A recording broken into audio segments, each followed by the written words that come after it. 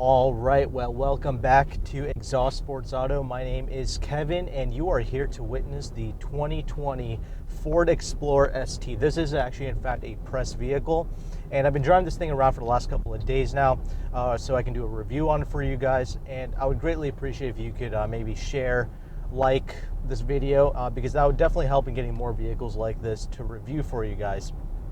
Now, real quick, I actually do need to get this out of the way. I have to shout out this dealership. Their name is Crossroads Ford in Apex, North Carolina. Now, why do I have to shout them out? Because I was actually there to test out a Ford Explorer XLT, the 4-cylinder one. Now, why did I have to go and do that? Because I actually found a few faults with this particular Explorer ST. And I just want to make sure that those faults don't actually translate into the other Explorer vehicles, and I'm glad to say that they don't. So huge shout out to them. Steve Schmidt, that's the sales associate I talked to. They were actually super helpful in just helping me find the right answers to my questions. They knew I wasn't going to buy anything, and they still helped me out, so I greatly appreciate that. Now, with that established, let's just get right into this review now. The 2020 Ford Explorer ST. So we're about to bend this corner real quick, and we're gonna see what makes this particular Explorer so special.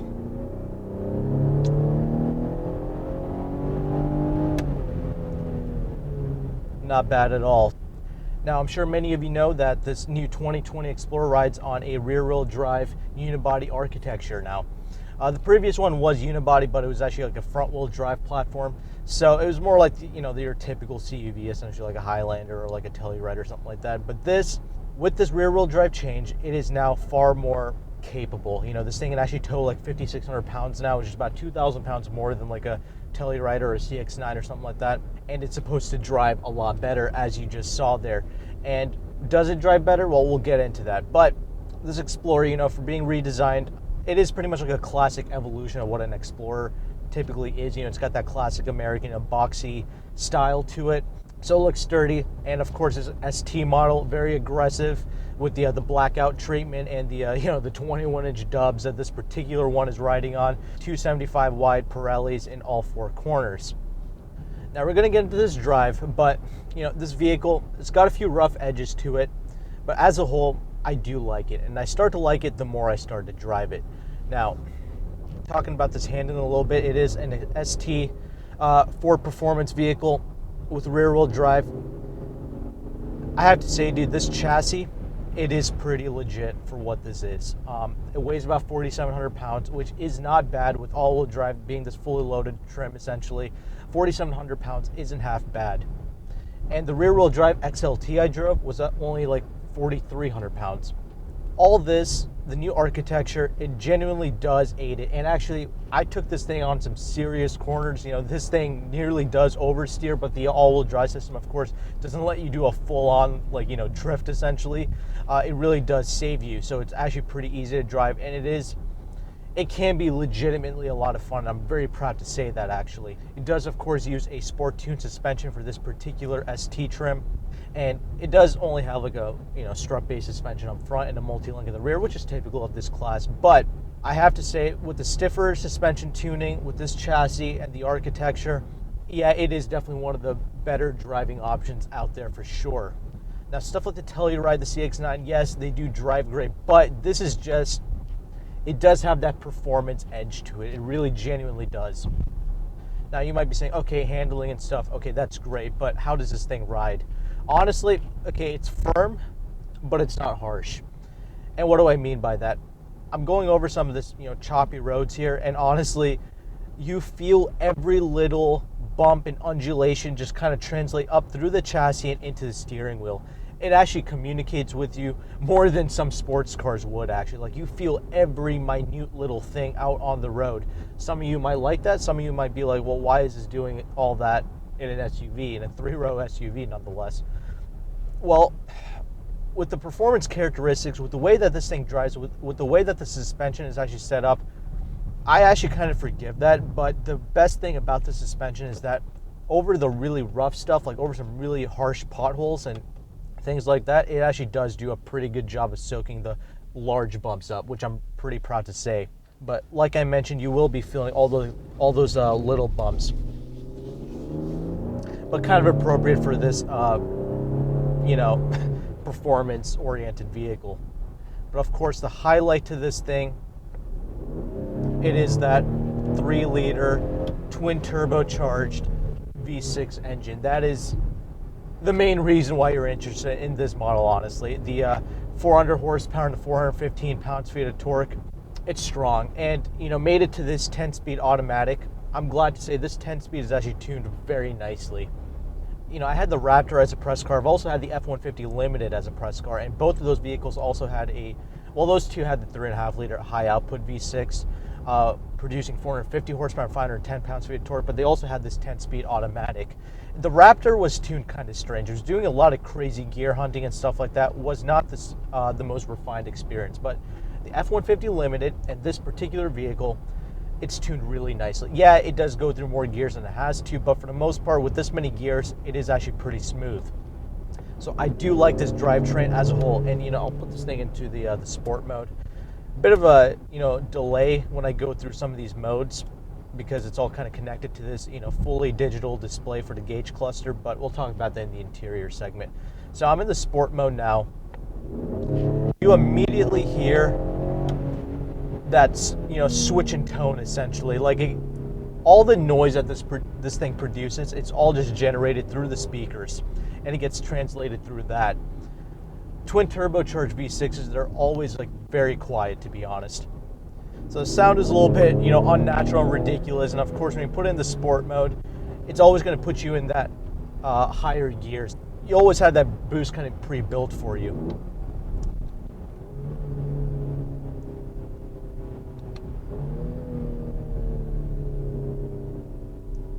Paddle shifters actually do work pretty decently for what this is. It will auto upshift though, which is kind of annoying, but kind of expected in a vehicle like this. Let's just get out of this mode because it's a little bit too ridiculous for for street driving. All right, now we're back in the normal mode. So you kind of saw a little display there. So it upshifts really crisp actually when you use this paddles. The paddles in this is not a waste actually. It's not super precise and reactive, but it does do a pretty good job. Definitely the best job I've seen out of a vehicle like this, right? However, when I first got this vehicle, it was exhibiting some strange behaviors here and there. One of which, when I first got in here and I just pegged it when I first got this vehicle on the first day, I felt nothing actually. There's this flat-footedness that I experienced with it. It had no real punch to it, and I have, it kind of took me a while to kind of understand how to drive this thing. I actually kind of had to adapt to it. You can't just peg it. You kind of have to roll yourself into the throttle, so it kind of has a chance to build up that boost a little bit, so you're kind of in that proper power band essentially. Sometimes when you just peg it, you'll be like, where's the 400 horses? It almost feels like it's got no power to it, but that's kind of a ridiculous thing to say because it has plenty of balls actually. You just need to be a little bit more aware and more conscious when you drive. It's a weird thing for me to explain, but that's kind of honestly how I feel. Now, driving like an animal, what are you going to get fuel economy wise? Well, if you drive around in sport mode all the time and you're pegging it like crazy, expect to see 12 to 14 mpg. Honestly, that's not bad considering the size and weight and the kind of vehicle it is. With the output that it produces, that's actually not half bad. Driving it more normal, driving aggressively in normal mode, which is how I usually drive, I'm getting about 16 mpg. I drove around in eco mode and driving it like a normal person, right, which is still pretty rewarding in this vehicle because it has that nice thrust, right? It does scoot along pretty good with this vehicle. It is pretty effortless, and you can still enjoy it even in eco mode. I was getting about 18 to 20 mpg. When I had my Kia Stinger, which had a twin turbo V6, I was getting about 15, 16 mpg. So with the size of vehicle that this is, driving aggressively, those numbers are not half bad.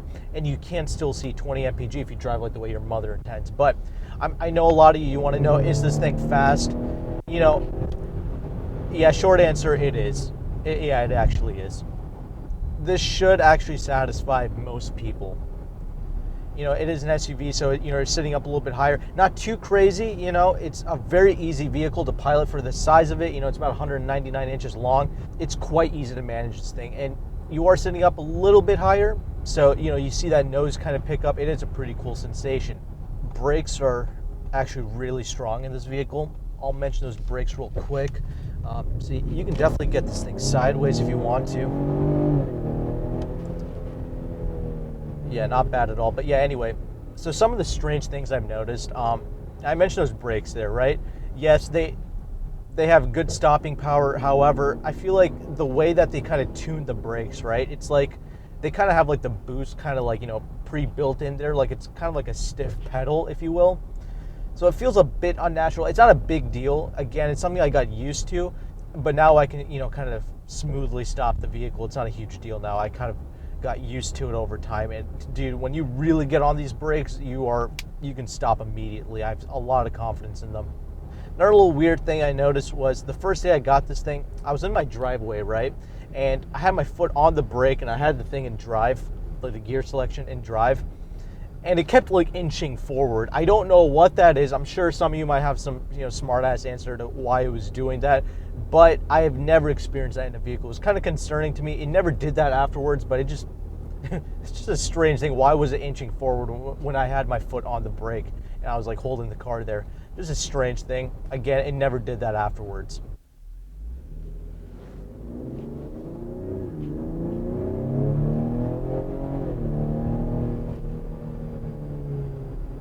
Now the steering in this, I love the steering wheel. That's one of my most favorite things about this vehicle. But the steering is actually really heavy, and it's nice. Like when you're up and moving, like it's got a nice like sturdy feel to the steering. However, I wish it was kind of more like a BMW type of electric steering rack, where it's heavy like when you drive, but like it kind of senses that you're in a parking lot situation and you're driving at a slower speed. And it would get lighter, but it doesn't. It's like heavy like pretty much all the time, even at slow speeds. And that could be a bit annoying, but for the most part, I'm okay with it. I just wish it was like 2% lighter. I think that would make it a little bit more of a natural driving experience, I feel like. Now, I mentioned that ride quality in the beginning there. This thing does have the 21-inch wheels. 20-inch wheels are an option on the Explorer ST, so that's something you could kind of look into. It could ride a little bit softer. I did try the XLT with 20-inch wheels, and it still had like this, you know, little bounce to it, which, you know, is what it is. It's just something I noticed. It's not uncomfortable, but it's just something I noticed. Now, I'm going to end off on one last little like driving thing, the refinement of it, right? There is like this constant like whistling sound that I'm getting from the back of this vehicle. I don't even know if you can hear it right now actually, but it's coming from the back, and I'm always like kind of making sure that the windows are up on this thing, and they are, and it's still doing that constant whistling sound. I get it at like, you know, from 30 miles per hour all the way up to like, you know, the highway speeds. You might be thinking like, oh, like it must be terrible out on the highway. Then it's not. It's just like slightly more amplified, but that whistling sound is always there, and that's primarily one of the reasons why I wanted to you know, check out that XLT. Mind you, on the highway, this thing is super stable. Like, you have a lot of confidence piloting this vehicle. This ST, you know, it does feel very structured, and I do appreciate that. But I did drive the XLT, and I'm glad to say it does not do this like whistling sound thing that I found with this particular vehicle. Yeah, there is a bit of, you know, wind noise and tire noise, of course, out on the highway, but it's not like this where you get that constant like sound, which is very unnatural. So I'm glad to report, I'm very happy that I got the chance to drive that car. Now let's get on to some of the interior things here. Of course, it's got the auto stop start function, which actually works pretty seamlessly. It's actually pretty smooth. This interior, right? The last two complaints I found with this vehicle was the heated seats and the, like, you know, sunglass holding thing. Sometimes it doesn't like close properly. Of course, it does it perfectly now on camera, but this thing, when I opened it, it just stayed open. And on the XLT trim and the limited trim that I checked out with the interiors, all the plastics, you know, there wasn't really an issue with that. And the heated seats in this particular car, right, the passenger side heated seat, you can literally roast a chicken on it. So I know it works, but this driver's side one, it doesn't even work at all. Actually, when I have it on full blast, nothing happens. But I'm glad to say in the 4-cylinder limited, it worked perfectly, just like it would in the passenger side. So that's great. Now the heated steering function, that works tremendously. This thing, it really does heat up, so I love that. Great for the winters. The cooled seats, that works perfectly. It really does cool you down.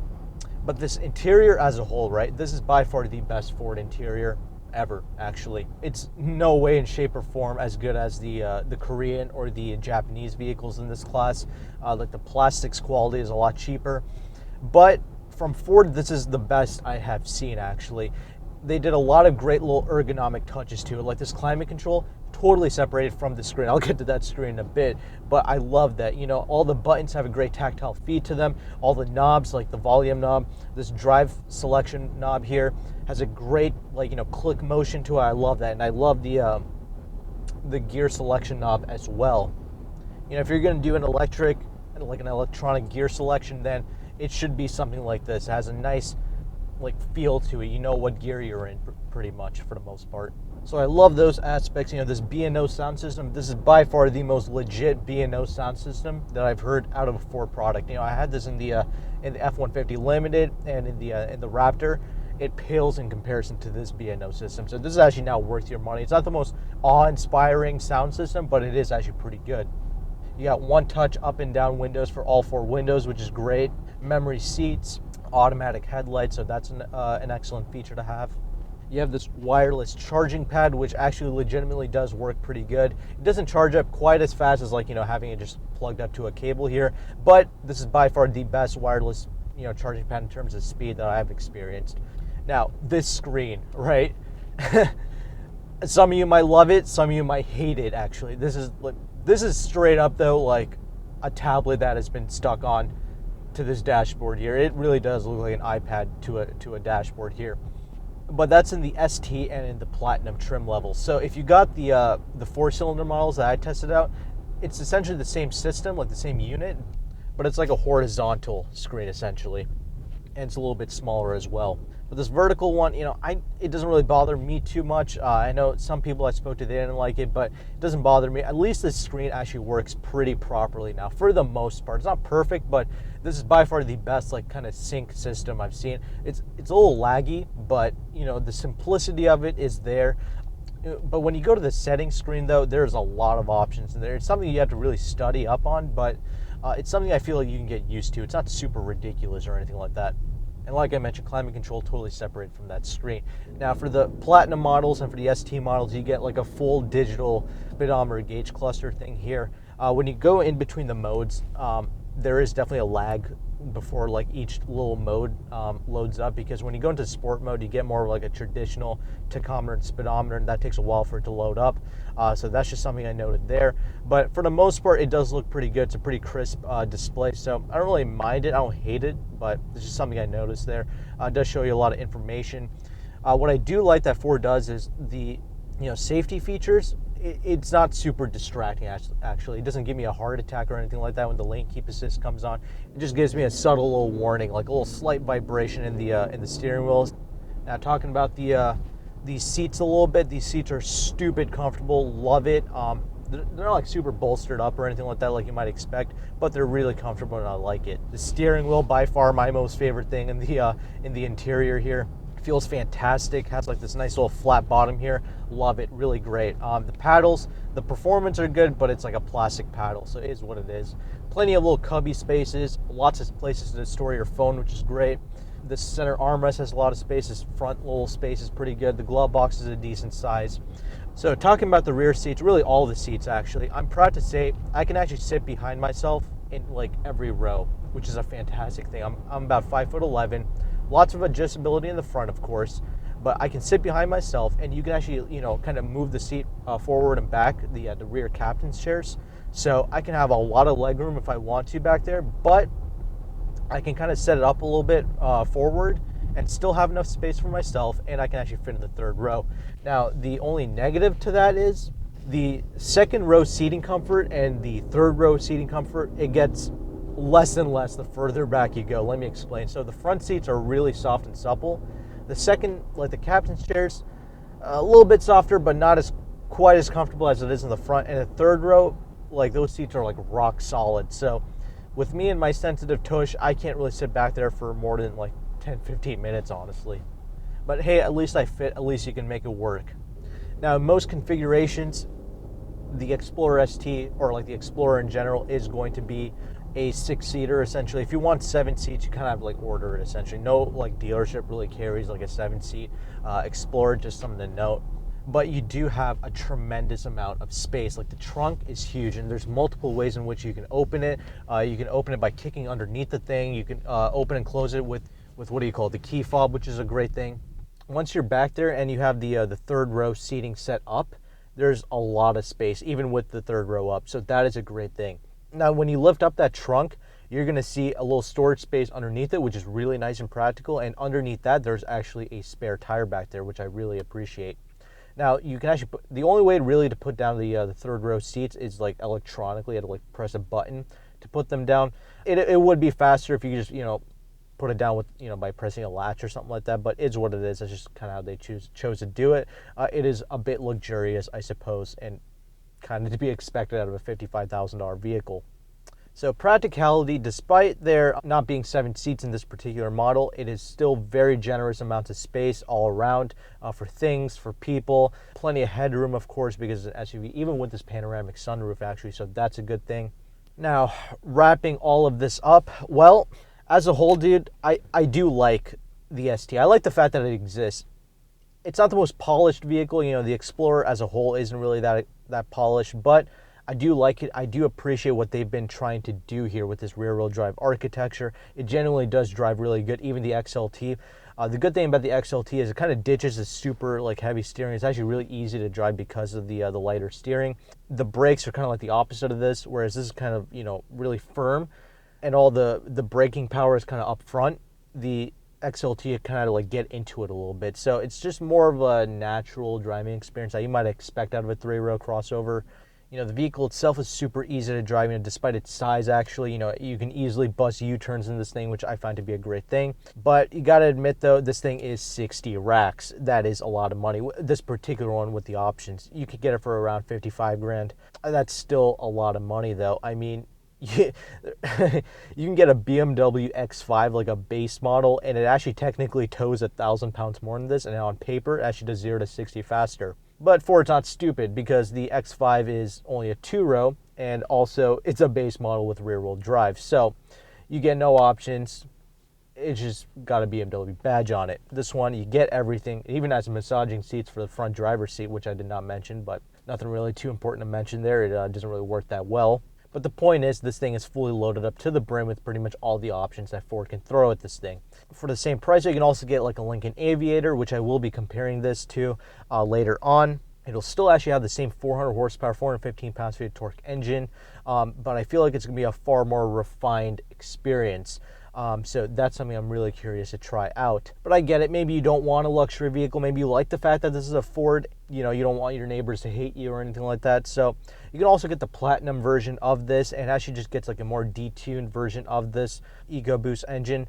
I think it produces 365 horse and 380 pounds-feet of torque. And I feel like that would be a little bit more refined, have a more normal suspension. You can get 20-inch wheels on that as well.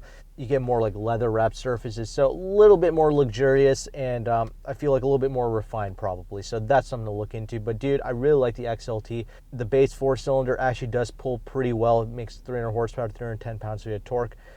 Pretty effortless for that vehicle. 38 to 40 grand, I think that's going to make a lot more sense for most families, and you're still getting a great vehicle. So as a whole, bottom line, though, when it comes to this ST, yes, it is pretty fun to drive. I like the fact that it exists, and I'm pretty excited to see what they're going to do with the Explorer in the future moving forward. It's something that you should put on the short list, especially if you love to drive, especially if this is going to be one of the only vehicles you're going to be owning is going to be an Explorer. No matter what the trim, it is definitely one of the better driving options out there if you can sacrifice some of the refinement. So that's kind of my review and thoughts on the Explorer. If you own this thing, let me know down in the comment section below what your thoughts are if you're considering on buying one. But yeah, that's pretty much it. Thank you very much for watching this review. Take care and goodbye.